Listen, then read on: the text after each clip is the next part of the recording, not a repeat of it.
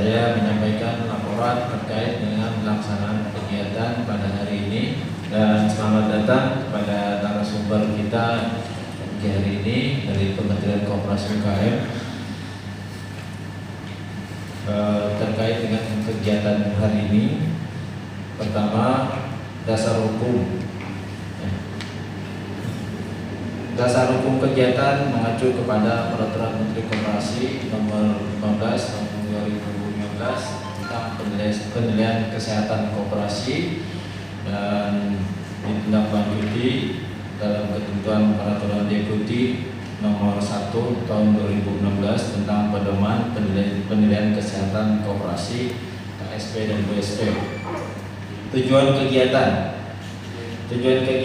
yaitu dalam rangka meningkatkan kesehatan dan kesehatan koperasi, kemudian pelayanan prima pada anggota pengguna jasa, kemudian meningkatkan transparansi akuntabilitas koperasi KSP dan WSP, meningkatkan citra kredibilitas KSP dan WSP di Kota Tangerang.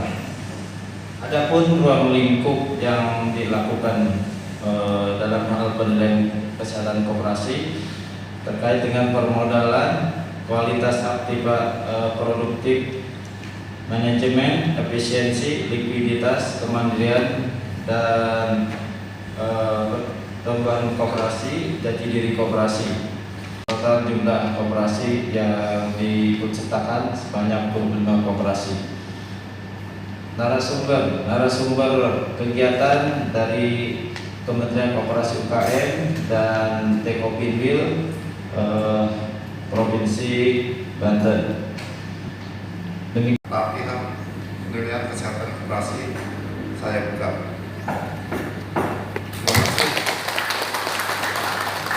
Nomor 06 tahun 2016 bahwa penilaian kesehatan untuk yang konvensional kita masih mengacu ke Perdep 06, sedangkan yang syariah itu Perdep nomor 07. Nah, bisa di itu Pak, next Pak.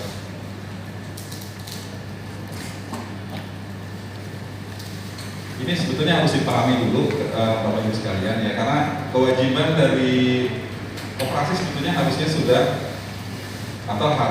dilakukan penilaian kesehatan selama setiap setahun sekali sebetulnya. Cuma memang kendalanya adalah pertama bukan hanya di dinas kota maupun provinsi ataupun di kementerian, kita jumlah koperasi yang ada dengan jumlah personil atau SDM yang melakukan penilaian kesehatan itu memang terbatas, sehingga amanat yang disampaikan di Perdep 06 dan 07 bahwa penilaian kesehatan harus dilakukan setiap tahun.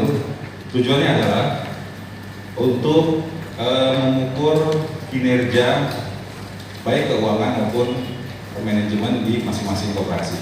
Nah, ini tahun 2021 berarti yang dinilai adalah tahun buku 2020 dan sudah harus RAT gitu. Jadi kalau belum RAT tidak boleh dinilai dulu, harus menunggu RAT. Jadi peraturannya ada nomor 13, ada kalau yang nomor 13 untuk yang konvensional, 14 itu yang syariah, kemudian Peraturan Menteri Nomor 15 sekarang sudah dirubah menjadi Peraturan Menteri Nomor 02 tahun 2017. Tapi ini saya tidak cantumkan karena hadirnya Perdep 06 dan 07 di tahun 2016, sehingga yang tahun setelah itu saya akan masukkan. Kemudian yang Peraturan Menteri Nomor 17 ini terkait dengan pengawasan, dan yang terkait dengan ini yang syariah di Permen nomor 11. Nah, caranya adalah Bapak Ibu sekalian itu menginputnya ini kan ada beberapa sheet ya, ada feeder, ada BS ini adalah neraca, PKU, kemudian ini ATMR, ini masih dari yang apa? 7 aspek tadi. Jadi nanti ini Ibu lihat di neraca koperasi ya. Neraca nanti bisa ini kan misalnya kas ada berapa. Nanti Ibu ngisinya langsung 2 tahun ya. Tahun berjalan itu masih tahun yang 2020, tahun lalu dari tahun yang 2019. Adalah subjek hukum, bukan akte notaris. Badan hukum itu beda dengan akte notaris, Bapak Ibu sekalian ya. Yang dimaksud dengan badan hukum itu adalah subjek hukum. Dia merupakan lembaga. Karena dia merupakan lembaga, Bapak Ibu sekalian, dia punya anggaran dasar dan anggaran rumah tangga. Yang kedua, dia bisa dituntut dan menuntut di muka pengadilan. Si koperasinya, bukan pengurusnya, bukan anggotanya, lembaganya, wadahnya ini. Ya. Dia koperasi bisa menuntut dan dituntut di muka pengadilan karena dia subjek hukum. Itu yang dimaksud dengan badan hukum. 3, harta, utang, modal terpisah. Jadi sebagai badan hukum, Bapak Ibu sekalian, harta, utang, dan modal koperasi yang ada di neraca terpisah dengan pemiliknya. Jadi aset perusahaan koperasi dengan aset pribadi anggota terpisah. Sama dengan PT. Kalau Bapak punya PT, sekian persen saham, dengan aset PT dengan aset pribadi Anda itu terpisah, baik harta, utang, dan modal. Karena dia berbadan hukum, di mana harta atau aset koperasi terpisah. Beda kalau Anda punya CV. CV itu tidak berbadan hukum. Kalau CV Anda berhutang ke bank, kemudian bank itu menyita selain daripada aset CV juga termasuk harta kekayaan pribadi Anda. Sawah disita, rumah yang kreditan disita, karena tidak terpisah. Jadi resikonya itu kalau CV firma itu tidak terbatas. Kalau koperasi terbang, contohnya itu.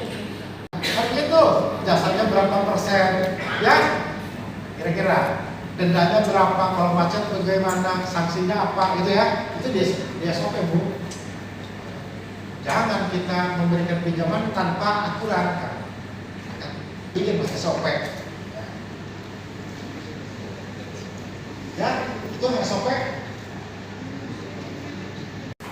Penilaian kesehatan koperasi, instrumen ini adalah statusnya untuk mendeteksi koperasi kita kira-kira sehat atau tidak sehat. Yang terpenting adalah tadi temukan penyakitnya, dan yang lebih penting itu adalah bagaimana cara mengobati. Ya kan? Ini cuma alat saja. Kalau kita sudah tahu kelemahan koperasi kita, kekurangan koperasi kita, yuk itu dijadikan acuan untuk perbaikan koperasi kita ke depan. Itu saja yang penting. Ya, kira-kira seperti ini. Kita kadang-kadang meraba, Bapak Ibu sekalian, apa nih masalah yang ada di koperasi kita. Tapi kalau seandainya status seperti ini kita gunakan, kita bisa melihat secara jelas hal-hal yang harus kita perbaiki kita ke depan. Itu saya kira yang penting. Dan saya mohon maaf apabila ada kata ucap yang kurang berkenan. Tidak ada maksud apa-apa Bapak Ibu sekalian. Ini sekedar forum diskusi saja, tukar pengalaman, tukar pikiran. Bukan bermaksud saya menggurui Pak Haji, Pak Guru. Ya, itu saja Kang, Teteh, Ibu Haji. Mohon maaf atas segala kekurangan yang ada. Ya, saya di Kopinbil Banten, ya, Bapak Ibu sekalian, kantornya di Serang. Siap sewaktu-waktu kalau misalnya Bapak Ibu misalnya butuh konsultasi, diskusi dan lain-lain. Ya, saya sering ke Tangerang dengan teman-teman di Kopinda Kota Tangerang, Pak Sofyan, Pak Asrul dan lain-lain. Ya, kira-kira itu. Itu barangkali Bapak Ibu sekalian. Sekali lagi saya mohon maaf bila itu mulai